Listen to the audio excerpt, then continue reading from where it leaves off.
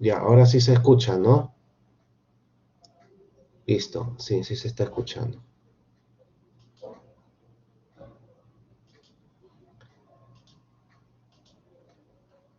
Hay colaboración.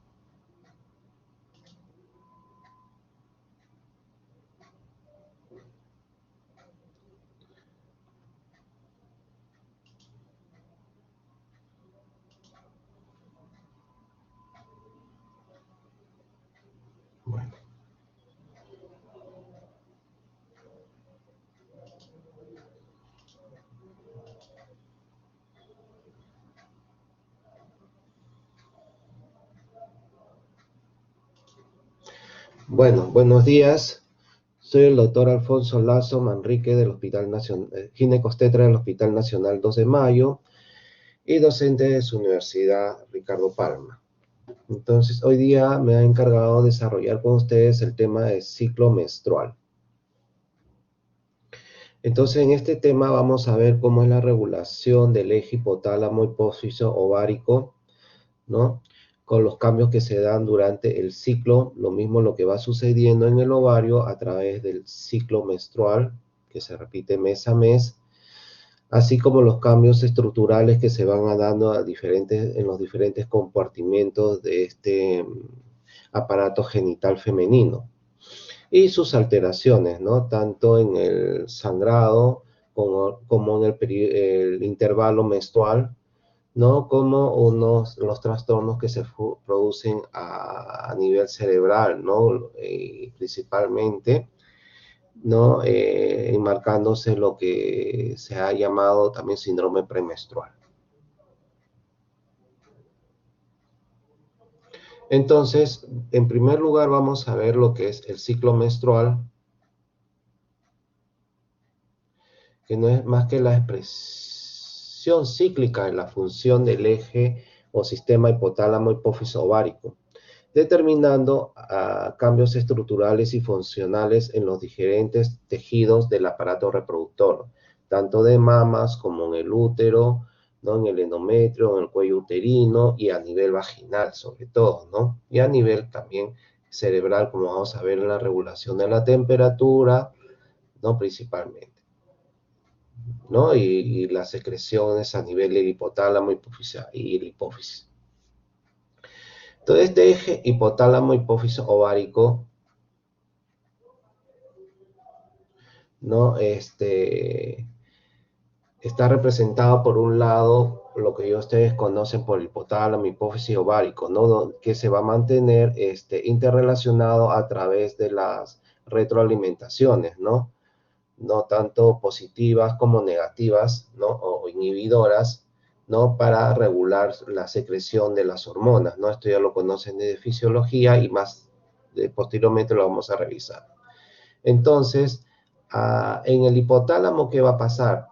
¿No? En la secreción de la hormona GnRH, ¿no? Se produce en el hipotálamo y esta va a determinar en la hipófisis la secreción de las gonadotrofinas, FSH y LH, ¿no? La hormona folículo estimulante, ¿no? Que va a estimular el crecimiento y maduración de un folículo, ¿no? Y la hormona luteinizante va a determinar la ovulación, por un lado, y la conversión de la luteinización de los restos de este folículo, ¿no? Lo que se conoce como cuerpo lúteo, que va a ser importante porque va a secretar progesterona y en el caso que haya embarazo, se va a encargar del mantenimiento de esto.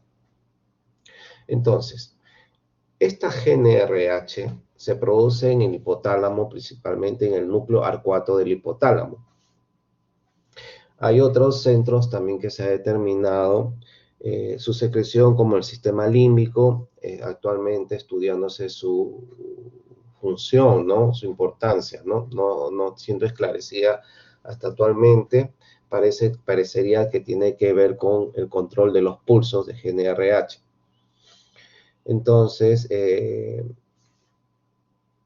el núcleo arcuato del hipotálamo se hace secretar esta GnRH y determinándose a nivel de la secreción y control de la liberación de GnRH, tanto en su frecuencia ¿no? De tal manera que la frecuencia va a ser un poquito más frecuente en la etapa folicular y también en su amplitud, que va a ser un poquito mayor durante la etapa lútea del ciclo menstrual. Esta GNRH es un decapéptido, o sea, 10 aminoácidos, ¿no? Que provienen de una proteína precursora, ¿no? La cual consta de una unidad, una secuencia de señal de 23 aminoácidos, el decapéptido que es el GNRH, un lugar de procesamiento proteolítico de 3 aminoácidos y un péptido asociado de 56 aminoácidos denominado GAP, ¿no? Cuya función se está estudiando. Lo importante también que ustedes deben tener en cuenta que la semivida de esta GNRH es muy corta, ¿no? Aproximadamente de 2 a 4 minutos, y medirla es bastante difícil y generalmente se le mide por métodos indirectos, ¿no? Esta GNRH, producida en el núcleo arcuato del hipotálamo, va a pasar a la hipófisis a través del sistema portal, hipófisis ovárico, ¿no? Entonces, se va liberando en forma pulsátil, ¿no? Con una frecuencia aproximadamente cada 60 minutos, a través de este sistema portal que tiene vasos largos y vasos cortos, ¿no? Hacia los gonadotropos de la adenohipófisis. En esta adenohipófisis se va a ligar a receptores específicos hipofisarios de GNRH. Entonces, la estimulación intermitente pulsátil produce la liberación episódica de las hormonas FSH y LH en la hipófisis. Esto es importante porque la estimulación tiene que ser intermitente, porque si nosotros damos una estimulación continua, vamos a provocar en un primer momento liberación de FSH y LH, pero después los receptores se van a saturar y por el contrario se va a inhibir la secreción FSH y LH. Y este es el mecanismo de acción de los agonistas de GNRH, ¿no? Que lo van a ver luego en los programas de infertilidad. O para algunas patologías que se trata de bloquear la secreción de FSH-LH. Entonces, en la hipófisis se van a liberar las dos gonadotrofinas, la FSH y la LH, ¿no? Estas van a ser secretadas por la misma célula. Antiguamente se creía que eran secretadas por diferentes células, pero con los estudios de inmunohistoquímica se ha visto que son secretadas por la misma célula, variando nomás su secreción durante el ciclo menstrual. Estas son hormonas glicoproteicas, ¿no? Con dos unidades, la alfa, que es común para ambas, pero la beta es específica, ¿no? Y le da el reconocimiento determinado. Entonces, teniendo ya las gonadotropinas, vamos a ver que en respuesta al estímulo de la gonadotrópico, el folículo ovárico va a desarrollar y madura, y dando origen al ciclo ovárico. Este ciclo ovárico tiene dos fases: la fase folicular, que comprende desde el comienzo de la menstruación, y el crecimiento folicular hasta la ruptura del folículo que va a ovular.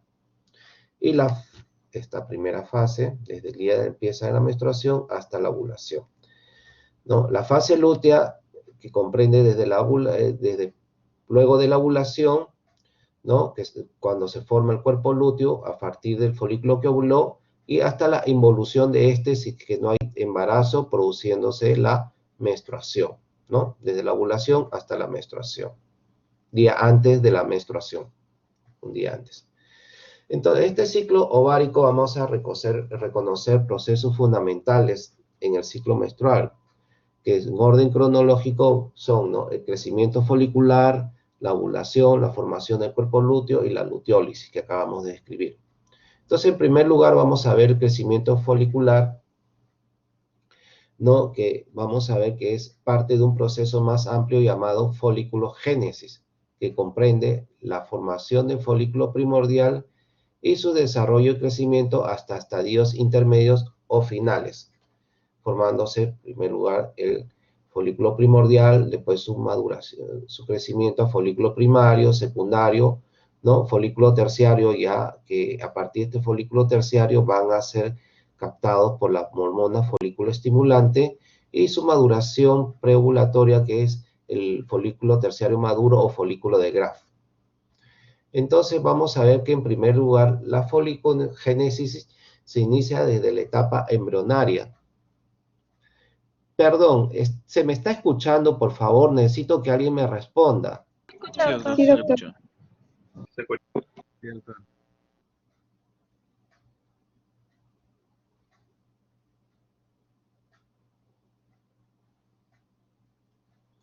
No hay.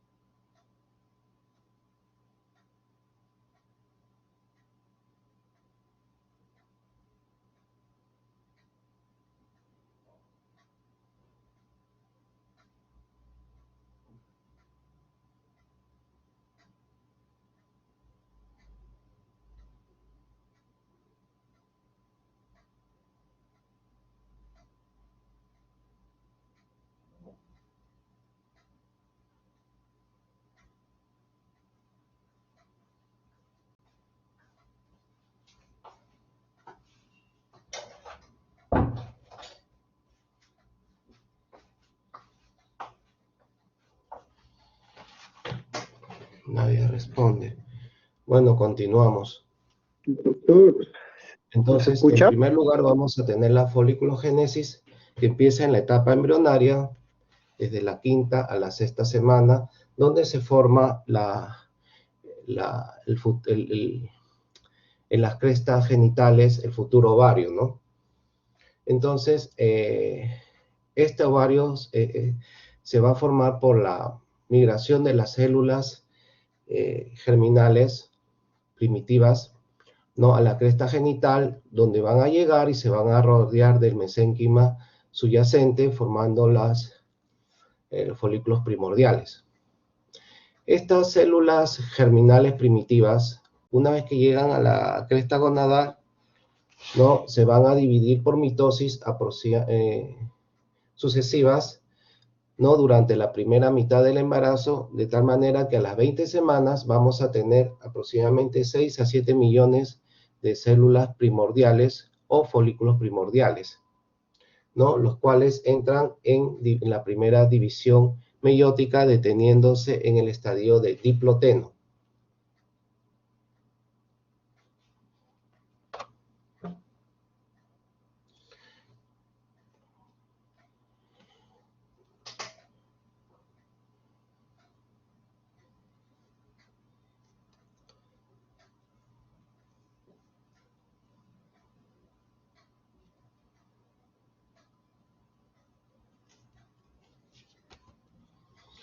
Entonces, a su vez, una vez que van detenidas en diplotena, muchas empiezan su crecimiento a folículos primarios, ¿no?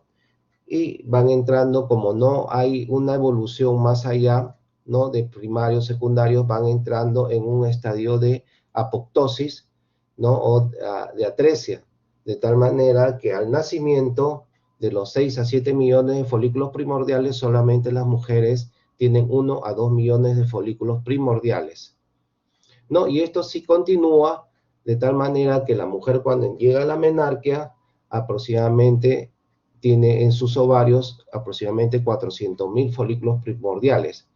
De estos, Una vez que llega la menarquia, muchos van a evolucionar hasta madurar.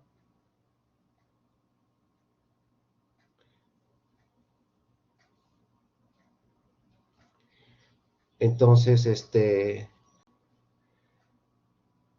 tal manera que en su vida reproductiva solamente 400 folículos llegarán a la ovulación.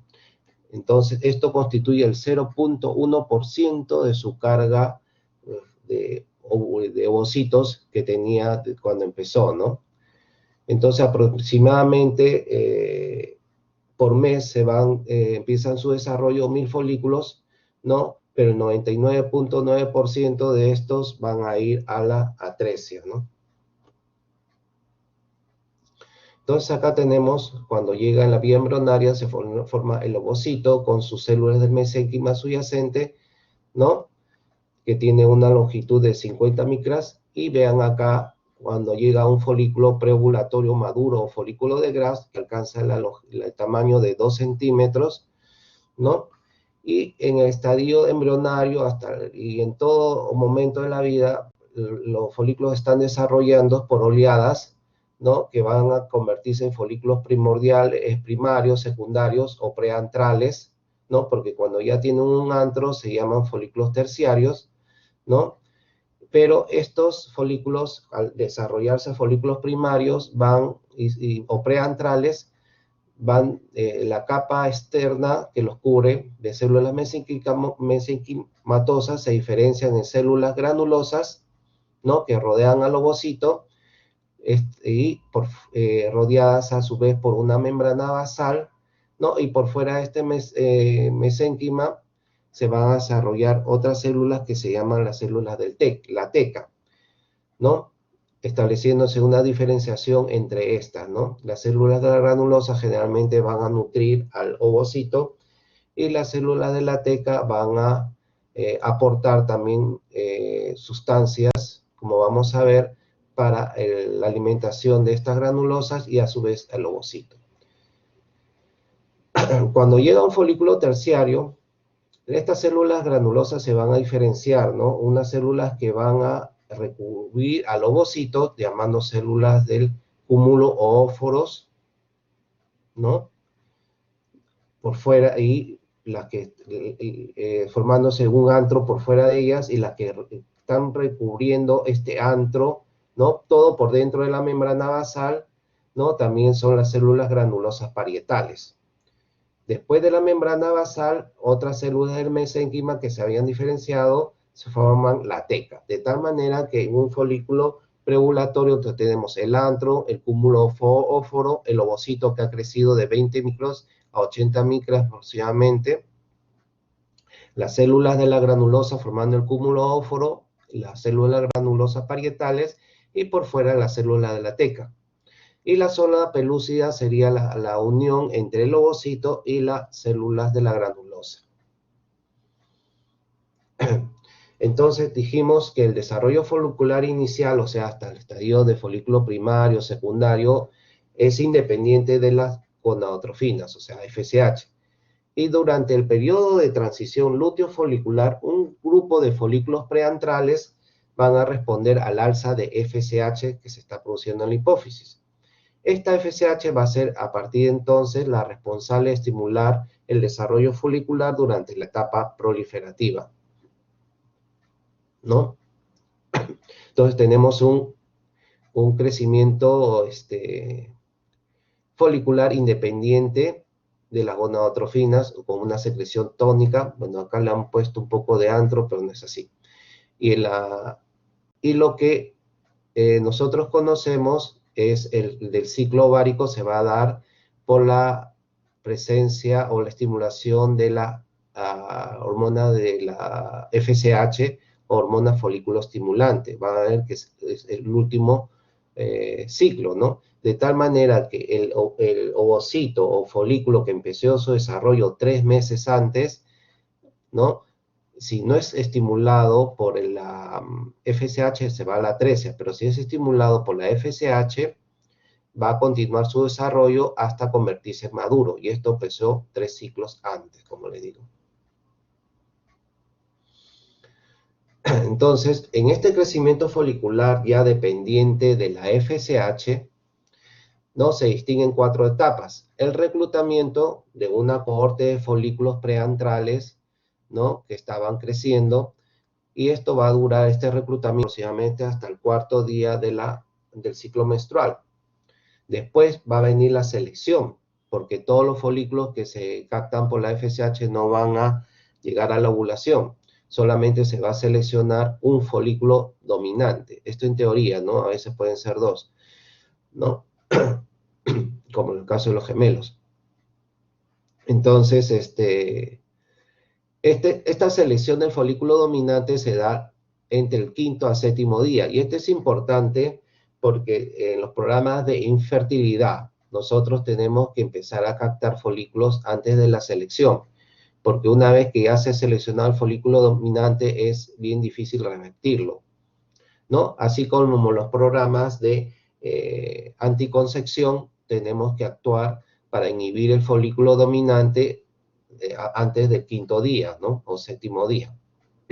Porque después se establece la dominancia del folículo o maduración que se da entre el 8.º al 12.º día y la ovulación que puede sobrevenir el 13 a 14.º día. Entonces acá tenemos una etapa de reclutamiento desde la fase lútea tardía, ¿no? Del ciclo menstrual anterior y la etapa temprana del ciclo menstrual. Luego viene la selección de un folículo, ¿no? Luego viene la dominancia y los demás de un folículo y los demás se van a la atresia, ¿no? Y después la maduración de este folículo dominante convirtiéndose en preovulatorio, ¿no? Entonces, el crecimiento folicular va a estar determinado por la FSH, que va a actuar ahora sí sobre las células de la granulosa. En cambio, la LH les adelanto que va a actuar sobre la teca. Entonces, esta FSH en la célula granulosa va a inducir la proliferación celular, aumentando los receptores para ella misma, para la FSH, y estimulando principalmente la actividad de enzimas aromatasas para producir el estradiol. De tal manera que se forma un mecanismo de 2 células, 2 gonadotrofinas. Por un lado, la célula de la teca y por el otro lado, la célula de la granulosa. En la célula de la teca, por la secreción tónica de LH, el colesterol va a ser convertido en andrógenos, testosterona y androstenediona. Estas van a cruzar la membrana basal que separaba las granulosas de la teca, ¿no? Y la FSH va a estimular las aromatasas, convirtiendo estos andrógenos en estrógeno, ¿no? Principalmente en estradiol, ¿no? Y también en estrona, ¿no? Existiendo una interconversión entre ambas. Entonces, la FSH va a estimular el crecimiento y maduración folicular en forma sinérgica también con el estradiol que se va produciendo. El estradiol que se va produciendo en las células granulosas aumenta los receptores también para FSH y el estradiol en los folículos. Esto con el mecanismo de establecer una dominancia. Y en el folículo preovulatorio van a aparecer los receptores para el LH, ¿no? Para que haya una ovulación, ya que la ovulación es estimulada por la LH. Si no tuviera receptores, no sería adecuado, ¿no?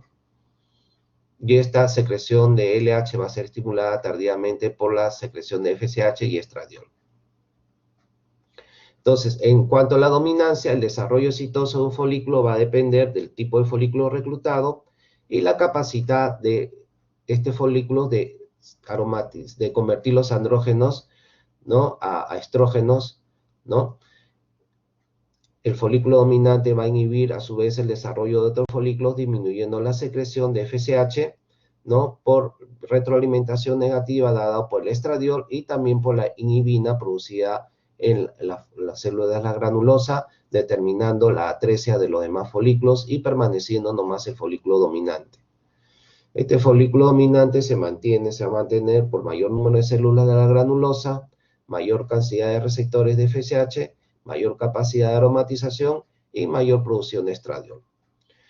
Luego viene la ovulación, proceso que se va a iniciar cuando un folículo maduro es estimulado por el aumento brusco de la LH y termina con la ruptura folicular y la descarga del ovocito. Esto va a traer como consecuencia el reinicio de la primera división meiótica que quedó detenida desde la época embrionaria en el estadio de diploteno. Producto de la estimulación de la LH, las células de la teca, la hidragranulosa, se van a luteinizar. Luteo viene de amarillo, ¿no?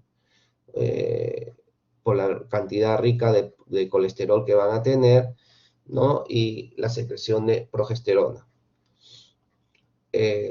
Producto de esto también de la secreción de LH, se va a producir la expansión y desprendimiento del cúmulo óforo, o sea, las células granulosas que rodeaban el ovocito, ¿no? Junto con ¿no? Y este fenómeno de la ovulación se da gracias a la activación o estimulación de enzimas colagenasas que van a determinar la ruptura de la pared, ¿no? La colagenasa, la plasmina y la expulsión del ovocito con su cúmulo óforo, ¿no? O corona radiada, que ya le empezamos a llamar desde aquí, ¿no? Y acá vemos por la paroscopía el momento que se está produciendo la expulsión de un óvulo, del ovocito, ¿no? Con su corona radiada. Entonces, luego de esto, la retracción de la pared basal y lateral del folículo provoca el vaciamiento folicular, dejando una cavidad mínima ocupada por un coágulo seroso o sanguíneo que se va a llamar cuerpo lúteo. Acá tenemos el cuerpo lúteo, color amarillo que les dije. Entonces, el estímulo ovulatorio inicia la diferenciación de la granulosa y la teca interna hacia células luteínicas dependientes de la LH. Estas ya no van a estar separadas por la membrana basal y se van a entremezclar las células de la granulosa y de la teca, ¿no? Durante una semana con incremento de la producción de progesterona. Entonces, ambas van a producir acá progesterona, pero sin dejar de producir todavía cierta cantidad de estrógenos y, por supuesto, de inhibina, ¿no? Entonces, pero el crecimiento y demanda metabólica de las células luteinizadas exige mayor irrigación sanguínea, formándose un fenómeno de angiogénesis, o sea, mayor proliferación de vasos, ¿no? Por la mayor la actividad metabólica, y se dice pues que el cuerpo lúteo es la unidad mayor metabólica del ovario, ¿no? Entonces, esto prosigue durante una semana aproximadamente, y salvo que aparezca la hormona del embarazo, que son la hormona gonadotrofina coriónica, 8 o 10 días después de la ovulación, el cuerpo lúteo va a iniciar un proceso regresivo autónomo, ¿no? Con disminución de su tamaño en células lúteas y por ende la producción de progesterona, estrógenos y también inhibina. La caída de estas hormonas determina el inicio de la menstruación. Entonces acá hemos visto lo que está pasando mes a mes en el ovario. Volvemos a la regulación del eje hipotálamo hipófisis ovárico. Entonces la regulación va a ser pues la consecuencia de integración precisa de diferentes acontecimientos. Por un lado, la actividad generador del pulso de GnRH, la secreción hipofisiaria de gonadotrofinas y el desarrollo del folículo ovárico. Entonces, la secreción, ¿no?, de GnRH va a estar regulada a su vez por la integración de señales centrales encefálicas y también periféricas. Ustedes han visto, ¿no?, que personas a veces que han tenido un fuerte estrés, a veces dejan de menstruar ese mes, ¿no? Entonces ahí vemos que hay estímulos a nivel encefálico que se está produciendo. O también vamos a ver que a veces hay un folículo que no ovuló y siguió creciendo, produciendo estrógenos, ¿no? Y estos estrógenos inhiben la secreción de GnRH, ¿no? Entonces, determinando también a nivel periférico una regulación. Entonces, vamos a ver que la secreción pulsátil de GnRH es modulada por varios neurotransmisores, catecolaminas y hormonas de diferente origen. Tal es así que se ha visto que la norepinefrina estimula la producción de GnRH. En cambio, la dopamina sería inhibitoria. Los péptidos opioides endógenos, la hormona liberadora de corticotropina, las hormonas GABA, la serotonina, la melatonina tienen un efecto por el contrario, inhibidor sobre la secreción de GnRH a nivel hipotalámico, ¿no? Entonces tenemos acá los neurotransmisores, factores externos, endorfinas que inhiben la secreción de GnRH, ¿no? La dopamina también. Entonces, esto va a determinar que ciertas enfermedades, por ejemplo, que es asociada sobre todo al estrés, ¿no? El cansancio, estrés, la tuberculosis, la hambruna, las maratonistas, las bailarinas de ballet, ¿no? Tengan disminuida su secreción a veces de GnRH, ¿no? Por un estrés físico intenso. Asimismo, hemos dicho que la melatonina tiene un efecto inhibidor, ¿no? Y de tal manera que es muy bonito, a veces las mujeres quieren ser areomosas, pero se ha visto que entre las areomosas, por los cambios de latitud, ¿no? Este, o de áreas geográficas, mejor dicho, por ejemplo, entre Europa y América, salen de noche y llegan de noche, ¿no? Entonces, hay a veces los cambios, la melatonina es estimulada por la luz, ¿no? O la oscuridad. Entonces, esto le va a llevar trastornos en la secreción de GnRH. Y esto se ha visto también que sucede a veces en las esquimales, ¿no? Ustedes se acordarán, pues, el efecto de los animales inviernan, ¿no? Entonces, durante la invernación no hay secreciones de GnRH en los animales y no se producen los ciclos menstruales, ¿no? O los estros, mejor dicho, en los animales, ¿no? Porque ellos no tienen menstruación y durante toda esa época no se pueden reproducir. El ovario, por el contrario, va a ejercer una retroalimentación negativa sobre la secreción de gonadotrofinas. En la fase folicular, el estradiol y la inhibina B foliculares inhiben la secreción de FSH a nivel hipofisiario, ¿no? Estamos acá, los estrógenos están inhibiendo la hipófisis. En la fase lútea, la progesterona es la que se va a ejercer principalmente una retroalimentación negativa sobre el hipotálamo, ¿no? A través del sistema opioide. También el cuerpo lúteo secreta inhibina A, que inhibe la secreción hipofisiaria de las hormonas, las gonadotrofinas. Pero también hay una retroalimentación positiva comandada por el ovario, y es cuando el estradiol plasmático se ha visto excede el umbral aproximado de 200 picogramos por mililitro por un periodo de 36 horas o día y medio. El efecto inhibidor sobre la secreción de gonadotrofina se va a invertir bruscamente y la hipófisis va a descargar un pico, ¿no? De LH de aproximadamente 50 a 100 miliunidades por mililitro que dura aproximadamente 2 días, ¿no? 48 más o menos 9 horas. También conjuntamente, como son producidas por las mismas células, se produce una descarga de FSH, aunque más pequeña, ¿no? De 15 a 18 miliunidades por mililitro. Entonces vemos que al estímulo de estrógeno, ¿no? 36 horas antes se produce la ovulación. Entre 14 a 24 horas después de este estímulo de estradiol se va a producir el pico de LH y después de este pico de LH se va a producir 12 horas después la ovulación.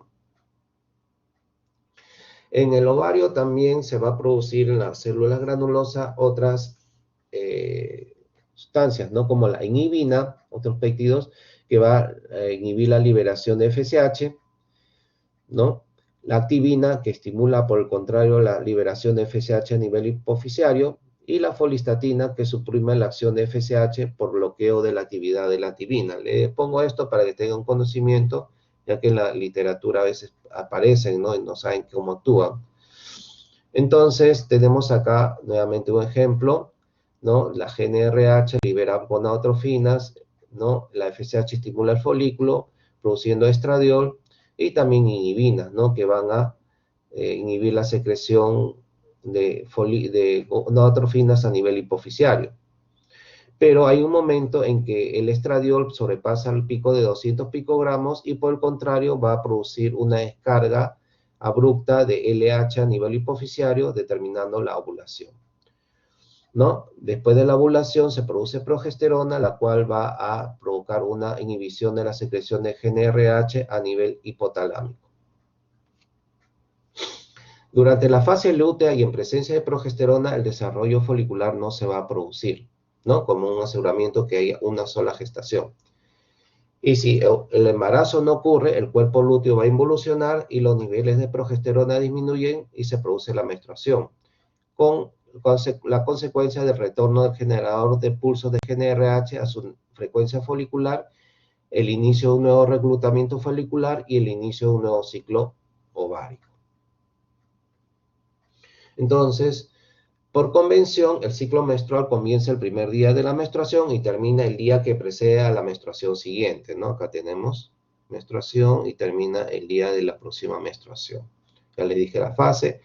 Este puede tener una duración, ¿no? De 24 a 38 días, ¿no? Esto se ha determinado a través de 2 desviaciones estándar, ¿no? Antiguamente se consideraba 21 a 35 días, pero según la FIGO, sus revisiones el 2012 y 2018 se ha establecido que el ciclo menstrual puede tener un intervalo entre 24, para considerarse normal, entre 24 a 38 días. Cada fase dura aproximadamente 2 semanas, pero la que es constante, que dura 14 más o menos 2 días, es la fase lútea. La fase folicular es variable, ¿no? Puede durar 10, 22 días, ¿no? Pero la fase lútea es la constante y esto es importante para establecer, ¿no? Los programas de anticoncepción, ¿no?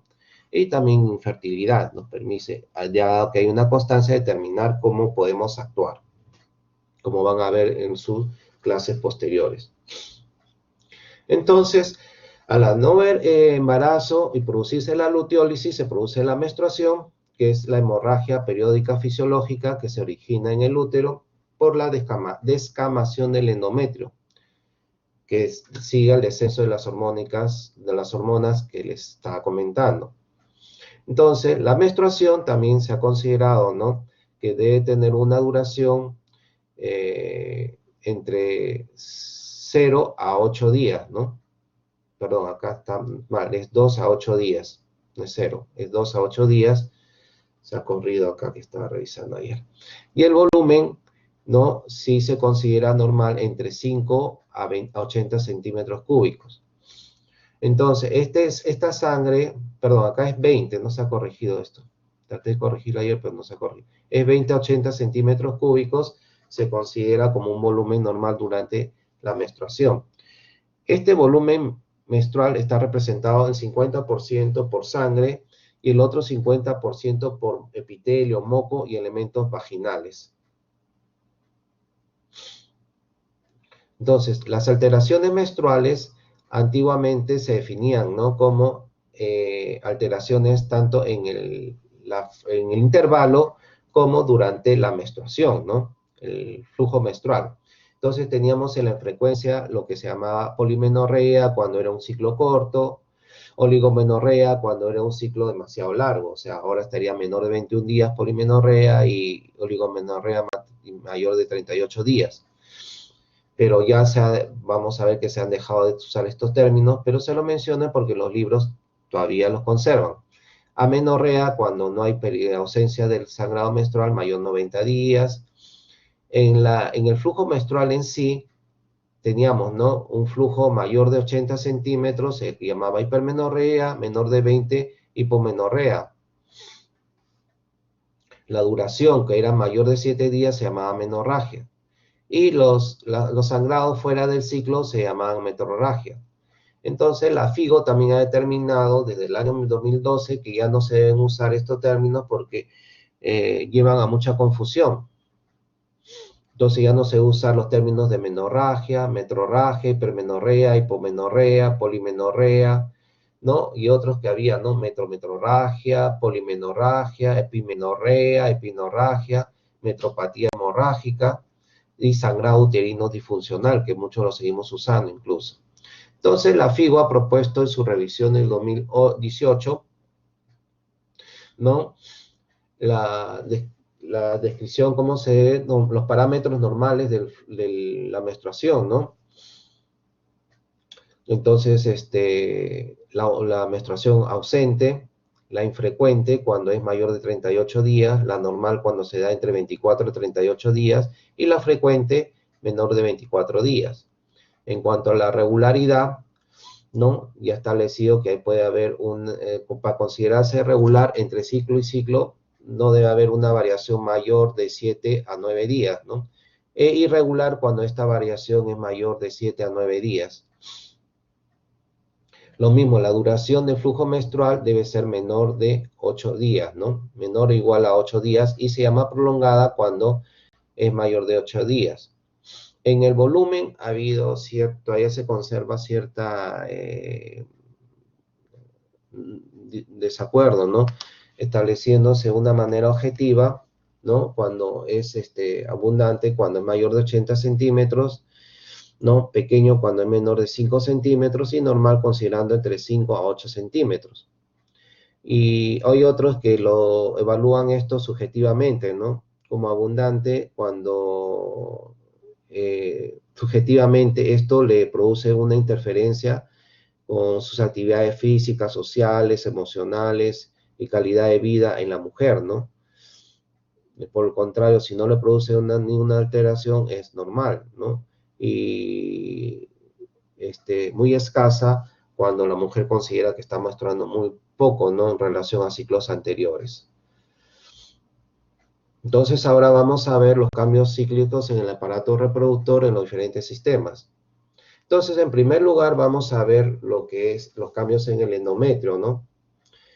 Entonces, coincidiendo con la fase folicular, en el endometrio se produce una fase proliferativa, donde se va a producir una estratificación celular, o sea, aumento del número de células, proliferación de glándulas que en un inicio eran rectas y se van convirtiendo en tortuosas, y la proliferación del estroma, ¿no? Tanto proliferación de las células glandulares como del estroma, ¿no? De tal manera que, por ejemplo, Noyes en el año 1958, tomando una biopsia del endometrio, pudo determinar en qué día del ciclo estaba el endometrio, ¿no? Por el contrario, siguiendo con la fase lútea, en el endometrio se produce la fase secretoria. En esta fase secretoria se va a ver una vacuolización del epitelio glandular, estos blanquitos que ven acá, secreción en el lumen glandular, a diferencia de la fase proliferativa, acá hay mayor secreción, y edema progresivo del estroma. Y si no hay gestación, se va a producir la menstruación que se representa por una hemorragia del intersticio, ¿no? Colapso glandular, la formación de trombos, ¿no? Fibrinosos, ¿no? Y esto dado por los niveles de prostaglandinas, por eso que muchas mujeres tienen dolor durante la menstruación. Y luego la migración de polimorfos nucleares que se van a encargar de erradicar todos los restos que quedaban, ¿no? A nivel cervical también se producen cambios, ¿no? Entonces tenemos un moco estrogénico y un moco gestagénico. El moco estrogénico es preovulatorio, cuando el folículo ya está dominante, va a producir mayor secreción de moco a nivel de las glándulas cervicales, ¿no? Llegando a 500 miligramos por día. Y este moco se va a caracterizar porque va a ser claro, ¿no? Va a cristalizar en el lecho con ramificaciones primarias, secundarias y hasta terciarias, ¿no? Va a tener una mayor filancia y una menor viscosidad. Esto con el fin de permitir el paso de espermatozoides. Por el contrario, el moco gestagénico disminuye su producción abruptamente luego de la secreción de progesterona y favorece la formación de una red densa de mucina, ¿no? El moco se vuelve opaco, viscoso, pierde la filancia, ¿no? Y su cristalización en el lecho. Y esto va a ser impenetrable a los espermatozoides y va a formar en caso que haya gestación, en el futuro el famoso tapón mucoso. Y también va, como un aseguramiento, no va a permitir pues un nuevo paso de espermatozoides, ¿no? O de bacterias. En la vagina también se va a producir cambios, ¿no? Los estrógenos van a determinar la proliferación celular del epitelio vaginal poliestratificado, aumentando las capas celulares y su maduración, y diferenciación celular y aumento de la producción de glucógeno. La progesterona disminuye la producción de glucógeno y aumento de la escamación de las células de la capa intermedia. Acá tenemos, ¿no? El epitelio vaginal, las células basales, parabasales, células intermedias y células superficiales. Los estrógenos producen una maduración, ¿no? Y aumento de las células superficiales secretando glucógeno, y este glucógeno va a ser degradado por los lactobacilos para determinar el pH de la vagina, pH ácido. En cambio, la progesterona va a disminuir la producción de este glucógeno, ¿no? Y aumento de descamación de las células intermedias, ¿no? Y la ausencia de esteroides producen la descamación importante de células parabasales, ¿no? Como la menopausia o una menorrea hipofisiaria que no esté produciendo secreción de hormonas en el ovario, se va a ver mayor descamación de células parabasales, ¿no? Es una forma también de determinar, ¿no? Si la paciente está en menopausia o una menorrea prolongada, ¿no? De causa hipofisiaria. En la mama también, al igual que el endometrio, se va a producir una fase proliferativa, secretoria, ¿no? En la fase proliferativa va a haber proliferación y mitosis de los acinis, ¿no? De 2 a 3 capas de células. Los lúmenes todavía permanecían pequeños, con escasa secreción, y el estroma menos celular, pero colagenizado.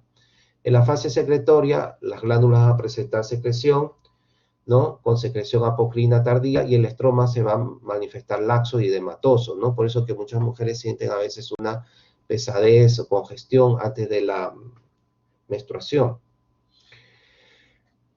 Una vez que sobreviene la menstruación, ¿no? Las glándulas van a disminuir su secreción y el estroma va a convertirse en compacto con inmigración de elementos mononucleares para la erradicación de los desechos, ¿no? Que quedaron, ya que no hubo menstruación, ¿no? Porque imaginen, queda y sigue estimulándose luego, no, tiene que haber un periodo, una ciclicidad y limpiarse eso. También se ha visto cambios en la temperatura basal, y esto antiguamente se usaba para determinar en qué fase del ciclo se encontraba la mujer, ¿no? Y si había producido ovulación o no. Se ha visto que hay un alza de temperatura de 0.3 a 0.5 grados centígrados, ¿no? Que probablemente se debe a que la progesterona, ¿no? Determina aumento de la liberación de norepinefrina, la que actúa en el centro termorregulador del sistema nervioso central. Y esto nos determinaba, pues, que había la presencia de ovulación, porque si no hay ovulación, no hay producción de progesterona. Entonces, la progesterona estimula la norepinefrina, que actúa en el centro termorregulador del cerebro, produciendo un alza de la temperatura, ¿no? Durante la fase lútea, y si no hay gestación, vuelve a sus niveles basales. Por el contrario, si hay gestación, va a permanecer elevada, ¿no? Y también en los programas de infertilidad lo usaban para determinar, ¿no? Si la mujer había ovulado, ¿no? Y no tener relaciones, ¿no? Pero con alta tasa de falla, pues. Los espermatozoides sobreviven bastante tiempo. Ok, chicos, ahora vamos a ver...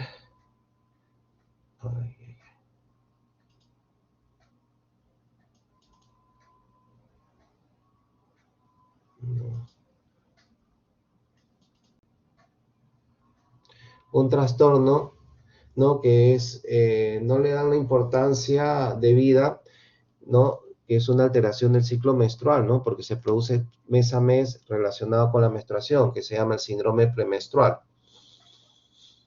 Entonces, este va a ser un conjunto de síntomas relacionados de modo temporal con el ciclo menstrual, que incluye trastornos psicológicos, pero también trastornos físicos. Estos comienzan entre 2 a 10 días previos a la menstruación y continúan hasta la aparición del sangrado menstrual, o durante las primeras horas o días en que luego disminuyen y desaparecen. O sea, ahí está la relación con el ciclo menstrual. Entre los síntomas psicológicos va a haber, las mujeres van a presentar, a veces no es su culpa, ¿no? Muchas veces las culpan, ¿no? Y es producto de su estimulación hormonal. Síntomas psicológicos como irritabilidad, depresión, tendencia al llanto, ansiedad, tensión, labilidad emocional, pérdida de la concentración, confusión, falta de memoria, asociabilidad, intranquilidad, explosiones temperamentales, tristeza y aislamiento. Esto va a determinar síntomas comportamentales, ¿no? Como mayor fatiga, algunas presentan vértigo, mayor sueño, otras insomnio, eficiencia desmejorada en la escuela, el trabajo, propensión a accidentes, ¿no? Cambios en el interés sexual, que tienen que ser comprendidas por el esposo. energía, otras van a presentar energía incrementada y otras cansancio. Y esto va a determinar también síntomas físicos, ¿no? Como la cefalea, migrañas, tensión o dolor, ¿no? Molestia en las mamas, ¿no? Como un edema mamario, conocido como mastalgia premenstrual, que les hablé un momento, dolor de Doctor, espalda, calambres abdominales, dolor doctor, generalizado, ganancia de peso, ¿no? Distensión abdominal, edema de piernas y brazos por la retención hídrica, ¿no? Y muchas consultan eso y piensan que está mal de los riñones y hay que ver si se tienen relación con el ciclo, ¿no? doctor, Alteraciones en el apetito. Algunas van y vacían el refrigerador, ¿no? Porque presentan apetito incrementado, antojos alimentarios y otras por el exceso de comida, náuseas también, ¿no? Entonces, doctor, esto se produce solamente en mujeres en edad fértil o edad reproductiva. La incidencia y gravedad no tienen relación con la edad ni la paridad, ¿no? Y presentan principalmente núcleos de clase media y alta, ¿no? Poco frecuentes en las clases bajas o medios rurales porque presentan tal vez mayor estoicismo, ¿no? Y esto va a alterar la vida y alteraciones en la vida y profesional, ¿no? Por los cambios que hemos dado, físico, psíquico y conducta.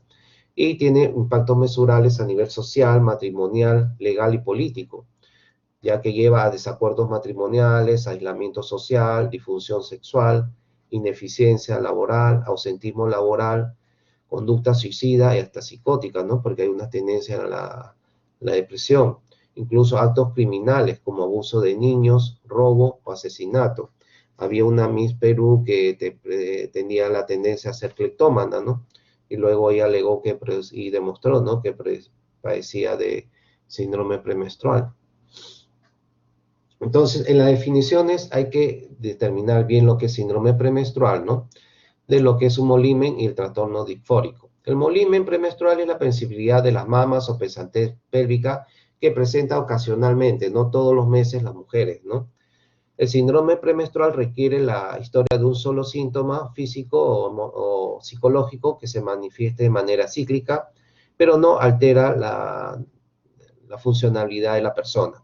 En cambio, el trastorno disfórico premenstrual es una forma grave de síndrome premenstrual y comprende un conjunto específico de síntomas con registro prospectivo, o sea, que van aumentando con los días y causa perturbación funcional en sus labores o escuela. El molimen premenstrual tiene una frecuencia, el 80% de las mujeres la han presentado alguna vez, en cambio el síndrome premenstrual solamente el 5 a 10% de casos, y el trastorno disfórico premenstrual 3 a 5% de casos de mujeres, ¿no? Entonces, en la fisiopatología del síndrome premenstrual, como se producía en la fase lútea del del ciclo menstrual, ¿no? Se trató de buscarle asociaciones, ¿no? Se vio que había factores predisponentes como socioculturales, dije ahí, clases altas, pero no en clases más bajas, ¿no? Más pobres, una predisposición genética o familiar, ¿no? Se estudió los factores hormonales, tal vez un déficit de progesterona, no se determinó en diferentes investigaciones, alteraciones de otras hormonas como la ACTH, beta-endorfinas, prolactina, cortisol, no se ha determinado en las investigaciones cambios a ese nivel. Lo que sí se determinó que había un déficit de alopregnanolona, ¿no? Un metabolito de la progesterona a nivel del cerebro, ¿no? Que tenía que ver mucho con el sistema, que estimulaba el sistema GABA, ¿no? Y al haber un déficit de esta alopregnanolona, había mayor ansiedad.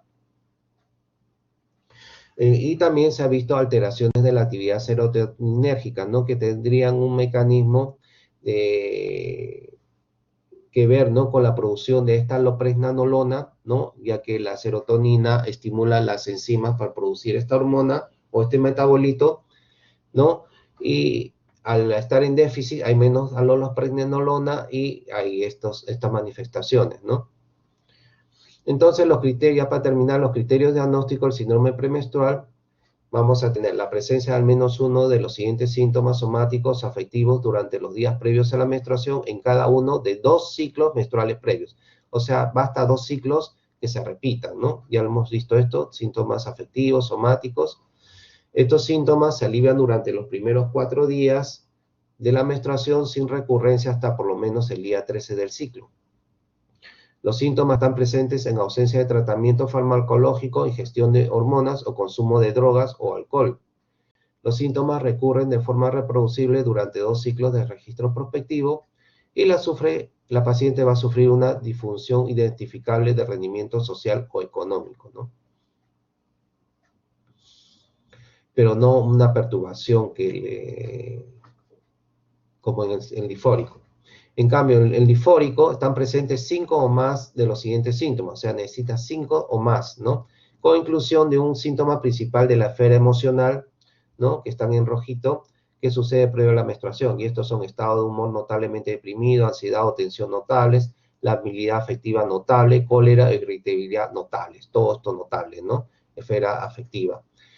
Y acompañado de disminución del interés en actividades habituales, dificultad en la concentración, letargo o fatiga, cambios del apetito o deseo imperioso de alimentos, trastornos del sueño, sentirse abrumada y síntomas físicos, ¿no? Hipersensibilidad de las mamas, hinchazón, cefalea, todo lo que hemos mencionado en el premenstrual. Este complejo sintomático debe interferir con las actividades del trabajo, escuelas, sociales o la relación con otras personas. Este trastorno no es una exacerbación de los síntomas de otro trastorno, ¿no? Y los criterios deben ser confirmados por medio de registros prospectivos diarios durante 2 ciclos menstruales consecutivos. La documentación de 2 ciclos calendarios con un incremento del 30% en las puntuaciones a partir de la fase folicular aluteínica es necesaria para tanto el diagnóstico de síndrome premenstrual o trastorno difórico premenstrual, ¿no? Y por ejemplo, es un registro calendario prospectivo. En un lugar se anotan todos los síntomas y en otro lugar todos los días, ¿no? Y se va tabulando día a día de la fase folicular a fase lútea, ¿no? Con cruces o números, ¿no? Por ejemplo, en este caso números, cuando no hay 1, cuando no hay síntomas, 2, cuando los síntomas son leves, 3, moderados y 4, cuando es severos, ¿no? Se va poniendo día por día la intensidad de cada síntoma, ¿no? El aumento del 30% de los síntomas ya se considera diagnóstico, ¿no? Les mencioné también que el diagnóstico diferencial, ¿no? De síndrome premenstrual no tiene que haber otro desorden afectivo que explique tal vez los síntomas emocionales como depresión, ansiedad, distimia, pánico, anemia, anorexia, bulimia, condiciones médicas crónicas, por ejemplo, la diabetes, enfermedades crónicas, ¿no? Dismenorrea, endometriosis, hipotiroidismo, uso de anticonceptivos orales, la perimenopausia, desórdenes de la personalidad, abuso de drogas. Y en tratamiento del síndrome premenstrual, sé que el ejercicio mejora los síntomas psicológicos y físicos, pero no todos, ¿no? Sobre todo nomás la mastodinia por el edema, ¿no? La dieta, ninguna ha demostrado ser eficaz, pero sí se recomienda el no uso de cafeína e incremento de los hidratos de carbono, ¿no? Sí, vitamina B6, ácidos grasos esenciales, calcio, con mejoramiento de algún síntoma, pero no de la mayoría, ¿no? También se ha intentado tratamiento complementario, como tratamiento cognitivo-conductual, mejorando algunos síntomas, ¿no? Como la relajación y la luz brillante, ¿no? Lo que sí, el tratamiento farmacológico se ha visto que desaparecen con el análogo de GnRH, pero esto va a producir una menopausia, ¿no? No se puede dar definidamente. El uso de anticonceptivos orales combinados se ha visto que mejora algunos síntomas, ¿no? Pero no el trastorno en sí. Los diuréticos, como la espironolactona, se ha visto que ayuda a disminuir los edemas tanto de mamas como piernas, la distensión abdominal, ¿no? Pero no los síntomas psicológicos. Se trató de usar benzodiazepinas, ¿no? Como la prazolam o la pispirona, ¿no? En fase lútea, mejorando tal vez las ansiedades, el sueño, ¿no? Lo que sí se ha visto que tienen efecto marcado son los inhibidores de la recaptación de serotonina, ¿no? Y se consideran los tratamientos de primera línea. Algunos autores recomiendan darlos durante todo el ciclo, pero lo indicado es darlos durante la fase lútea, como la fluoxetina 10 a 20 miligramos por día en fase lútea o la sertralina 25 a 50 miligramos durante la fase lútea, ¿no? Por día. Bueno, chicos, eso ha sido todo. Gracias. ¿Alguna pregunta? Doctor, doctor, Bueno, no habiendo más preguntas, entonces damos por finalizada la sesión.